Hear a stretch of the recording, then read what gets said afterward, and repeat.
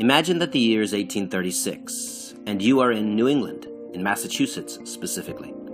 And imagine that you work in one of the newly constructed, technologically advanced textile factories located in a town like Lowell, Massachusetts. Now, you might imagine that someone working in a modern, technologically advanced northern factory would have no connection whatsoever to the dreary slave plantations of the American Deep South, a region that included states like Alabama, Mississippi, and Louisiana. In fact, however, the agricultural slave South and the industrial North were intimately connected.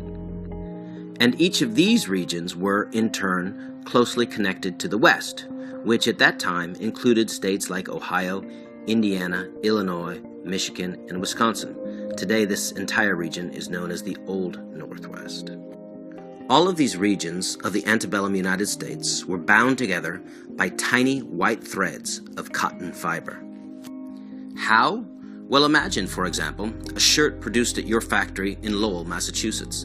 It might travel west to Ohio to clothe the frontier farmers. These western farmers would pay for northern produced textiles by sending the food they grew eastward to feed city dwellers like you and your fellow factory workers. Newly constructed waterways like the Erie Canal moved all of these goods more cheaply than had ever been possible before. Western farmers also sold much of their produce southward down the great Mississippi River and its tributaries, where it was bought by Southern slave owners and used to feed the enslaved laborers they forced to grow, pick, and gin Southern cotton from sunup to sundown. Southern slave masters, in turn, sold this cotton to English factories and to factories like your own in Lowell, Massachusetts, in exchange for northern manufactured goods that they could not produce themselves in the agricultural South.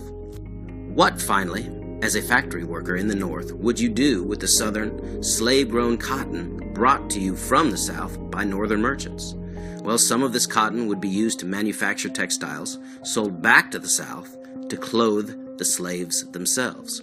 Some would be sold to northern consumers, and some of these cotton textiles would be sold to farmers in the Old Northwest, growing the food that helped feed the slaves.